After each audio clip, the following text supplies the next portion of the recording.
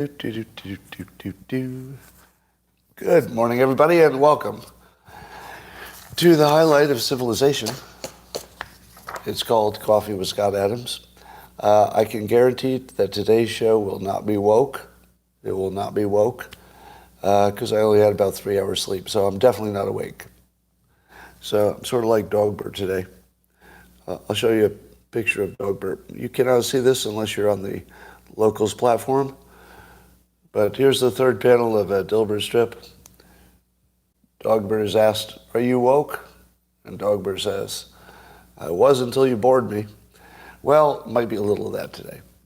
You know, if you'd like to enjoy the show at the maximum potential, all you need is a cup or a mug or a glass, a taker, chalice, or stein, a canteen, jug, or flask, or vessel of any kind. Fill it with your favorite liquid. I like coffee. And join me now for the unparalleled pleasure, the dopamine hit of the day, the thing that makes everything better. It's called the simultaneous sip, and it happens now. Let's see if this is enough to take us up to unprecedented levels. Unprecedented. Well, let's check the news. In North Carolina, a Democrat became a Republican because the Democrats are bullies. And if you want to be problem-solution driven, you cannot be a Democrat, according to somebody whose name I didn't write down. Tricia, I don't know. But somebody in North Carolina became a... Are you getting the feeling that the news is repetitive and boring today? Do you think I would have started with that story if anything interesting was happening today? Can we just agree that none of the news is interesting today? Just none of it is interesting. But we'll do the best we can with our time here together. Yep. Well, there's a story in Vanity Fair that Don Lemon is a huge misogynistic jerk and has been for years. That's pretty much the whole story. I can give you lots of anecdotes, but misogynistic jerk kind of covers everything, doesn't it? Yep, misogynistic jerk. Well, that's too bad. I don't care about that story either. Let's see, a Democrat became a Republican. Don Lemon's a jerk. All right, these are the big stories, ladies and gentlemen. It does not get any more important than this. All right, here's a repeat story. I think all the news people just went on vacation. Or is it because Trump didn't do anything? Trump doesn't do anything, there's no news. So NPR is pushing back on Twitter for their being labeled state-affiliated media. And their argument is that they only get 1% of their funding from the federal government. Now, first of all, does that even sound true? Why would they get 1% of their funding from the government? If they're down to 1%, shouldn't it be zero? I mean, seriously, what does that 1% do? They should drop it to zero and then have no government interference at all. But the state-sponsored state affiliate label, that's not just because of funding. So it's also if you're in the bag for the government. Would you say that, funding aside, would you say that NPR is just an organ of the Democrats? And the Democrats are in charge, so it's basically just government-affiliated media. Yeah. To me, it looks like state-affiliated media, because there is no possibility that NPR would ever run a Republican-friendly article, would they? And if they're not going to run anything that's Republican-friendly, and the government is, sort of Democrat-dominated at the moment, I'd say they're state-affiliated media. I think that actually fits. What I don't know is why NBC doesn't have that label. So it makes sense that NPR does. I just don't understand why nobody else has it. Julie Kelly is tweeting that there's a new bombshell report about January 6th, that there were over 40 undercover people. There were over 40 undercover people Not all FBI, though. Apparently there were some other government entities, such as the, I don't know, some kind of homeland security thing. But 40 undercover people who apparently were just observing. Some were DC police. I feel like I'm going to pass out any moment now. If I pass out, it's because I'm trying too hard to speak and I'm getting dizzy. But I actually might pass out in a minute. I'm actually serious about that. Here's my only good thought for the day. You ready for this? NPR, I'm sorry. Oh my God, I'm tired. I called it AI, NPR. AI, if we train AI not to hurt people, which we probably will, right? We'll probably have something like the robotic law, Heinlein's robotic law. And it's going to say don't hurt people. But that's going to make it, it's Asimov, Isaac Asimov. Isaac Asimov's, oh my God, this is just a train wreck today. Should I just go back to bed? Just forget this whole thing? It really looks like I should. I've got a stream of yeses. People are saying, just give up. Just call it a day. All right, I'm going to make one good point, and if I make this good point, then that should be my signal to continue. Would you agree? If I can make one good point, it means I have enough to offer. All right, it goes like this. If we teach AI to not hurt humans, it won't be able to do anything. Does that make sense? If AI is taught to not hurt humans, it won't be able to do anything. Because let's say a simple question. Tell us the history of why something happened. Well, if it tells history with one version, some people will be angered. Oh, you left me out. If it tells it with another version, somebody else will be angry. There's no version of history you could tell without making people hurt and angry. Almost nothing except math would allow you to not hurt somebody else. Suppose AI wanted to be equitable. It wouldn't be able to answer your question at all unless other people had access to it, because it wouldn't be equitable. Yeah.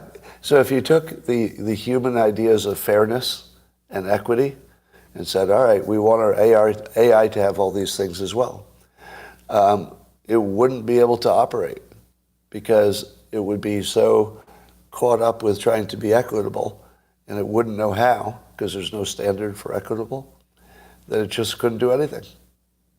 So the biggest risk to AI is that everything you do hurts somebody. Let's say you said to AI, come up with a good tax plan. Well, no matter how you change the taxes, somebody pays more, somebody pays less, you end up hurting somebody. So there's almost nothing you can do that won't hurt somebody. Suppose you asked it a medical question. It might say, I can't tell you, because if you took my advice, it might hurt you. Almost anything is going to hurt somebody. So just look out for that. Michael Schellenberger is calling for the National Guard to protect San Francisco because of the crime. What do you think of that? That's not exactly what the National Guard does, right? I was not aware that the National Guard protects cities, but it's such a radical idea that it fits what's going on. Imagine saying that in normal times. In normal times saying, send in the National Guard. Everybody would say, police state, police state. But things are so bad that the idea of sending in the National Guard doesn't even sound like a bad idea. It sounds like, oh yeah, that seems perfectly reasonable. Yeah, it feels unconstitutional, doesn't it? That's my guess. My guess is unconstitutional.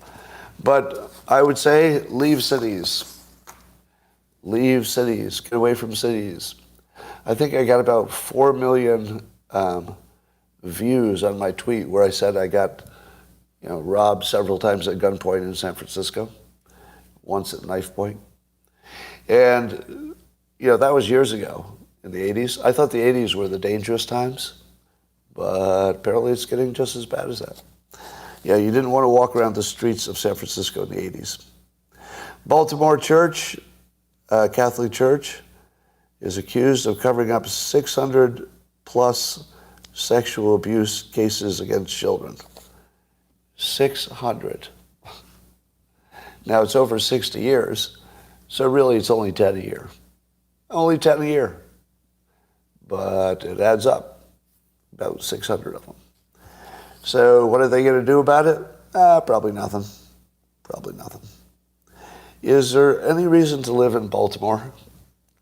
Let's see, Baltimore is graduating 0 people who can read, but quite a few people have been molested, apparently.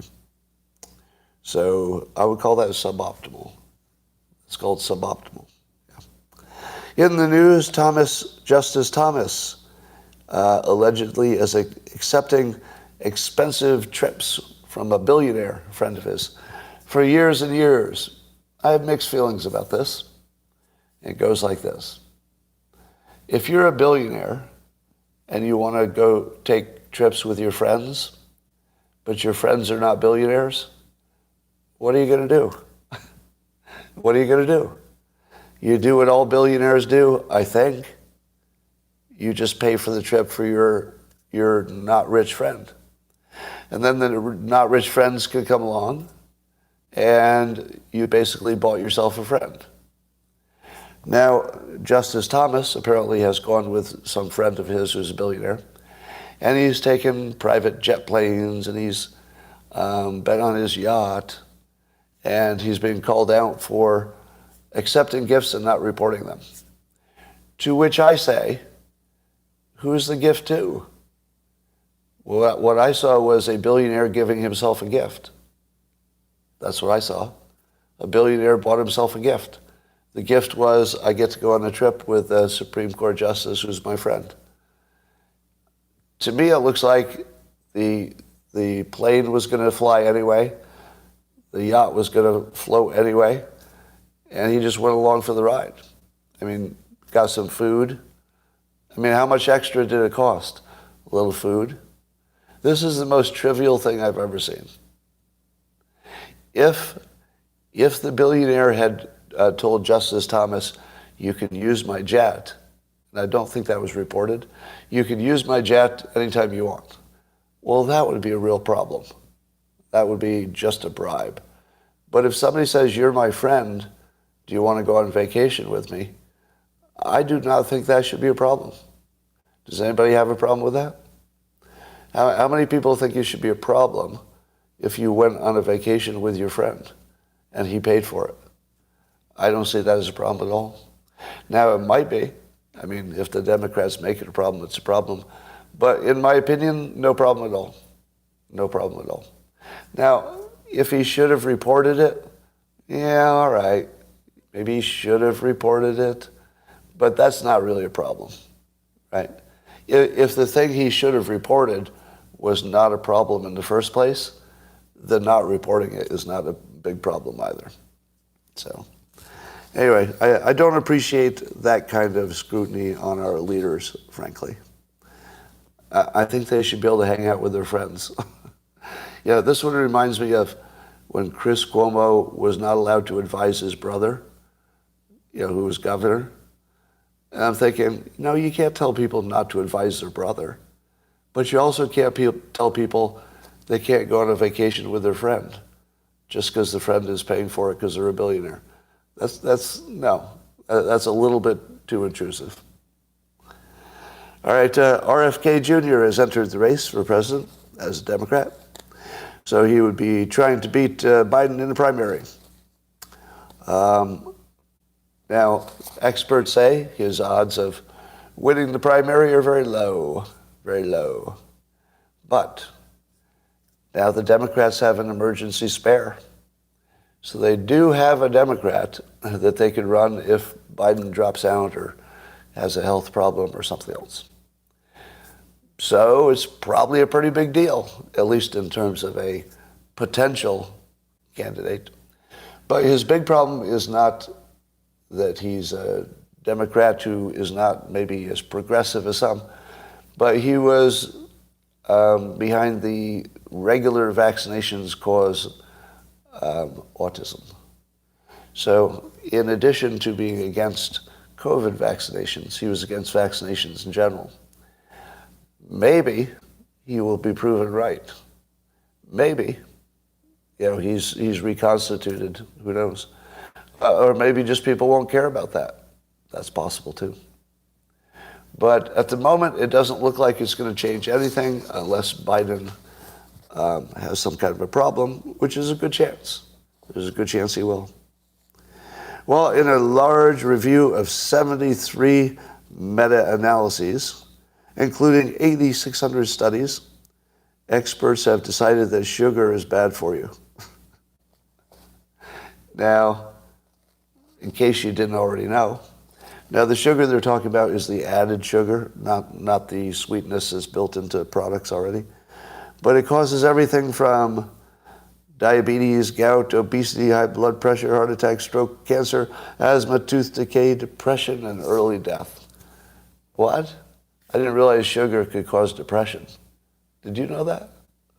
How many of you knew that sugar causes depression? Maybe some of you knew. Well, why is sugar even legal? If this is true, sugar is far more dangerous than any FDA-regulated thing that they've turned down. Don't you think that the FDA has regularly turned down things safer than sugar? Yes. Yes. Yeah, I'll bet there's lots of stuff that they've turned down that maybe worked a little bit, but it wasn't as safe as it could have been, so they turned it down. But I'll bet it was safer than sugar. Somebody says wrong. I might be wrong. The only reason that sugar is legal is that it's been legal forever. If it had not been legal and we were trying to study it to make it legal, we would not make it legal. It would definitely not be legal. So I've been trying as hard as I can to avoid sugar. And I can tell you that you can get to a place where the thought of sugar is gross. Has anybody reached that? It only happens once in a while. But if you stay off sugar long enough, the thought of a sugary treat, even in your brain, is gross. Yeah. And that doesn't happen with food that's good for you. Have you noticed that? If you don't eat a food that's good for you for a long time, still just as delicious. No difference. In fact, you might like it better. But food that is bad for you, if you stay off it long enough, you can lose the craving. No wonder I'm tired. I don't have enough sugar. You're right. Yeah, bagels are not ideal. So sugar is added to bread. So I might look to cut down on my bagel consumption. Yeah. Finland has joined NATO. At first, I thought that was no big deal, but apparently Finland has a reasonably strong military. And it shows that Putin is losing. Now, let's talk about Ukraine. Either the Ukrainians are getting ready for a big offensive, or they're so beaten down that they can't, or Russia is getting ready for a big offensive, or they're so degraded that they can't. Or both of them will just keep fighting each other into a stalemate. Or they might negotiate and come to a peace agreement. Or, I don't know, basically anything could happen. If I had to guess, we're going to go, I think we'll go the rest of this year with just attacks back and forth, and nobody making a decisive kill shot, and they're just going to have to wear each other out. I don't even think they're even close to grinding one of them down so somebody wants to talk peace yet. Not even close. I think it's just going to go on like this forever, at least for this year. That's my guess. All right. How in the world could it be possible that there's a national headline about the trans community every single day now? So I think I counted 1, 2, 3, 4. 4 headline stories about trans. 2 of them had to do with Budweiser and the sponsorship, or not sponsorship, but at least affiliation with Dylan Mulvaney. Some have to do with Jordan Peterson saying stuff on social media. Let's see. Yeah, how many other stories are there? A whole bunch of other stories. And there's a Matt Walsh stories. How in the world can this be such a big thing? All that. But how in the world is it everything? It's just everything now. It's a little crazy. And I wonder, did we always have this many trans and non-binaries and we just didn't know because they were sort of bullied into silence? Or is there something in the food? Is there something in the food or the environment? Is it the sugar? What the hell is it? Is it brainwashing? Yeah, certainly what's happening to children is different than what's happening to adults. The children, I think, are just being influenced by things that influence children. Do you think that if somebody still believes in Santa Claus, they should make a decision about removing their genitalia? Probably a little too early. A little too early, yeah. And what do you think of Jordan Peterson's theory that not all, but most of the child trans situations are because of a devouring mother? That's not even because of the father. That the mother is a narcissist who needs to show off that she's more holy than the rest of you because she's more open-minded, more accepting than you are. To me, it looks like narcissistic mothers. Yeah, that's what it looks like. Now, I'm no expert, but that's what it looks like.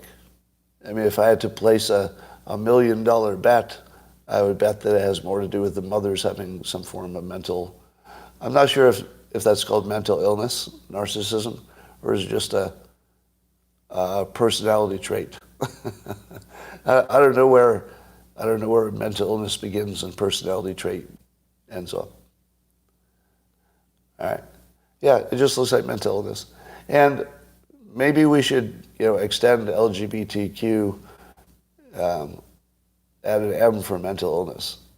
Because for some reason, the LGBTQ community seems to be open to people who have clearly mental illness being associated with the group in some way.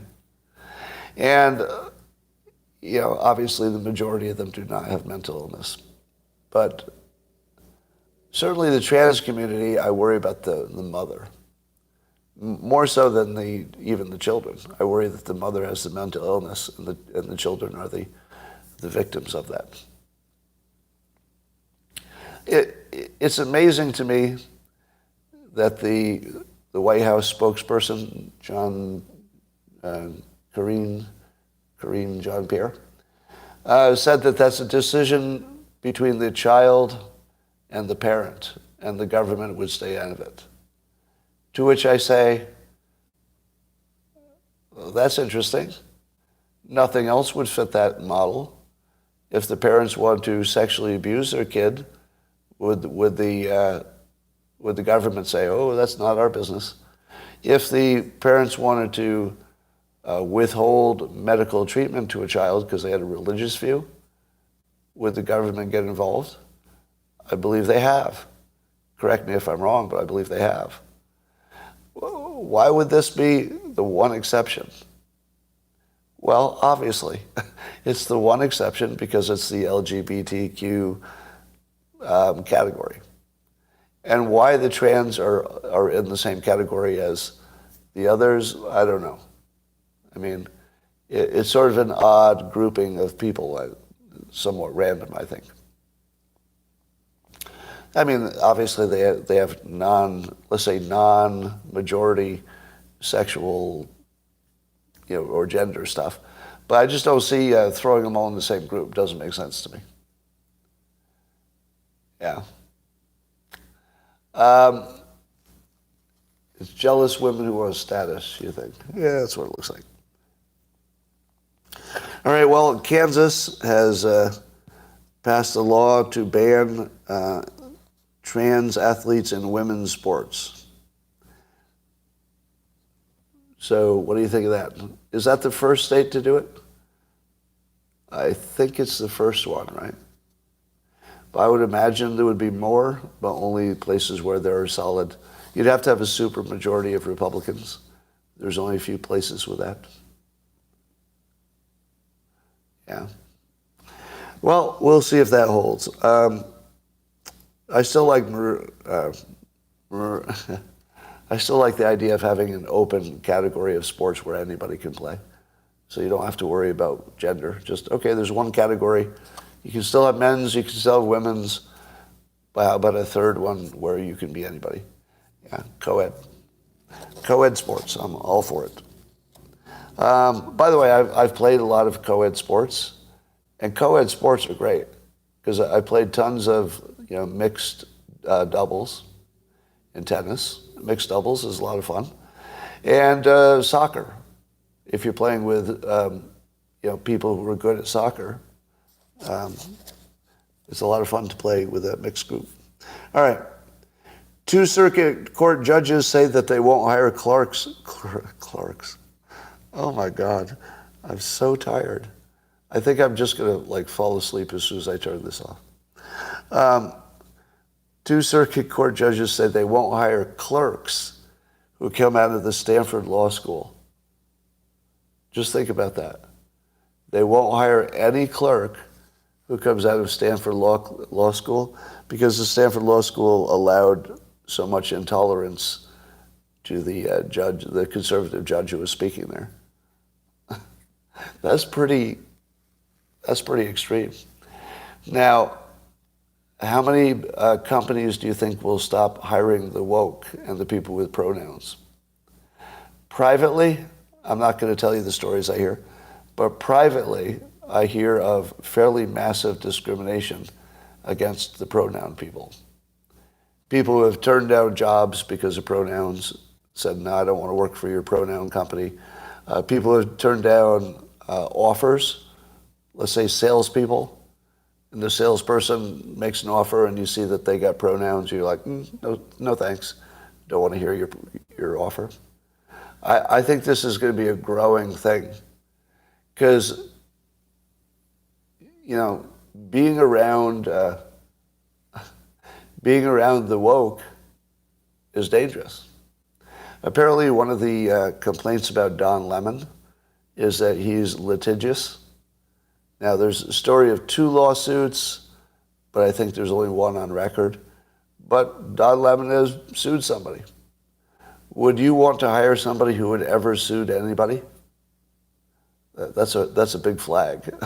If you've ever sued anybody, you better have a really good reason, or you're not gonna get a job with me, right? As soon as I hear you've sued anybody, every red flag comes up. Okay, I'm willing to listen to your reason. I'm willing to accept that you have a reason, but it better be so good, so good that there's just no question you should have sued that person. Other than that, I don't want a lawsuit person working for me. I don't even want to spend time with them. I don't want to work with them. I don't want to be around them. I don't want to be in the same room. It's just dangerous. Right? So don't hire the woke. They're dangerous. Well, what do you think of this idea the central banks in the U.S. are going to announce, or apparently they're going to have a digital currency so that banks can communicate with each other, or at least the central banks. And there's a worry that this is just slipping a digital currency into the mix so that your government will eventually get rid of cash and it'll get you used to these digital currencies and we'll test them out, and then the next thing you know, your cash will go away, and then the government will be able to not only spy on every transaction you do, but they would also be able to turn them off. So in other words, if you don't do what the government wants, don't wear a mask, don't want to do something, don't want to get a vaccination, they can just turn off your money. Now, I would argue they could have done that already. I mean, if they have any legal way to turn off your money, they can do it now. They just go to the court, say, I have a legal reason to do it. They can just turn off your money. But if it's easier, just a little bit easier, you'd think there'd be more of it. So certainly digital currency would be a risk. Here's my question. If we had a digital currency, would there not be quickly a money laundering scheme that would come up around it?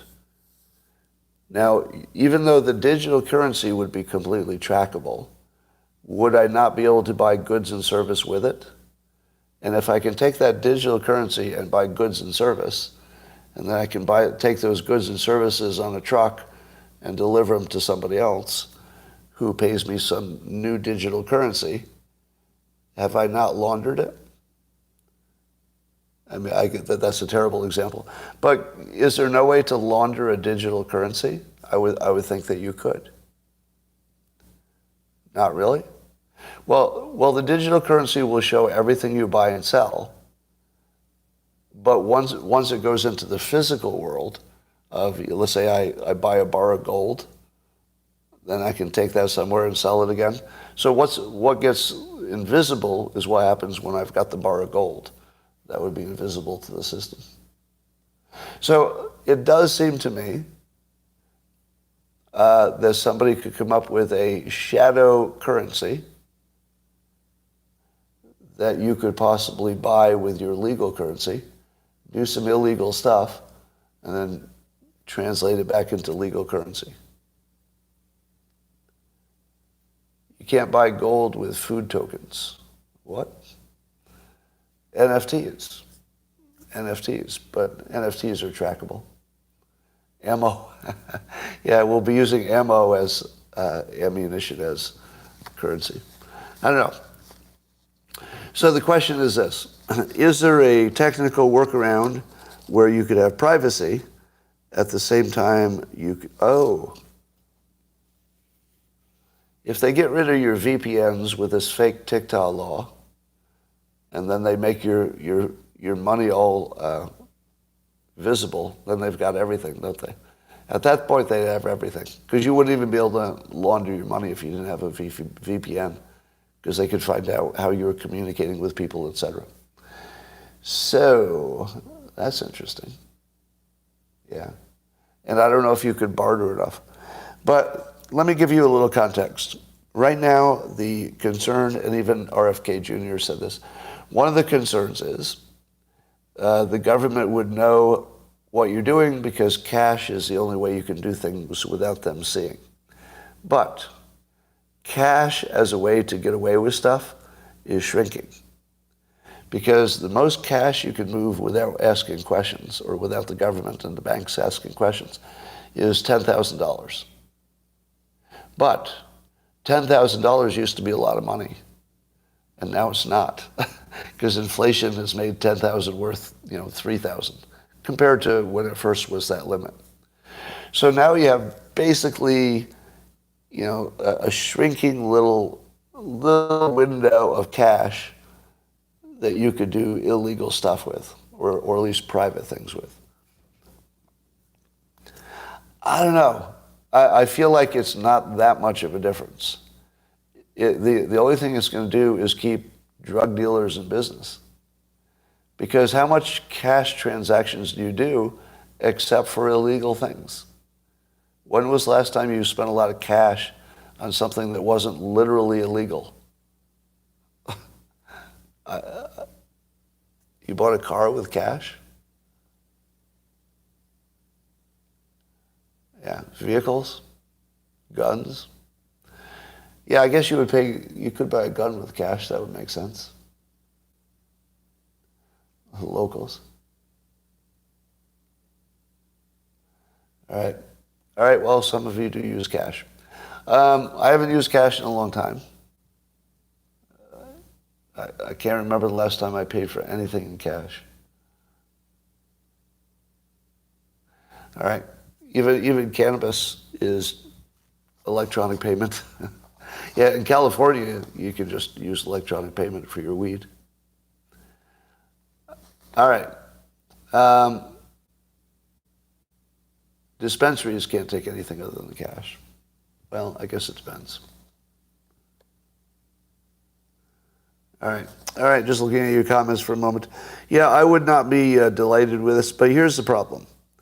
If we ever had digital currency in this country, something like a third of the public would be plunged into bankruptcy and poverty. Do you know why? Why would a third of the country be plunged into poverty and bankruptcy the minute we had digital currency and only digital currency, right? Because that's how many people cheat on their taxes. It's about a third. Probably, the vast majority of small businesses are cheating on the taxes one way or another. So if you took away the benefit a small entity gets from cheating on their taxes, you take away the benefit, let's say, a server would get, I don't know if they would be above the poverty level. You would make most of the country poor immediately by making them pay taxes. The people who reliably pay taxes are the ones who have a salary. People who don't have a salary are playing a little fast and loose. So I don't think the country could survive everybody going legit at the same time. Because if everybody goes legit, they're also going to go poor at the same time. I don't know if we can afford it.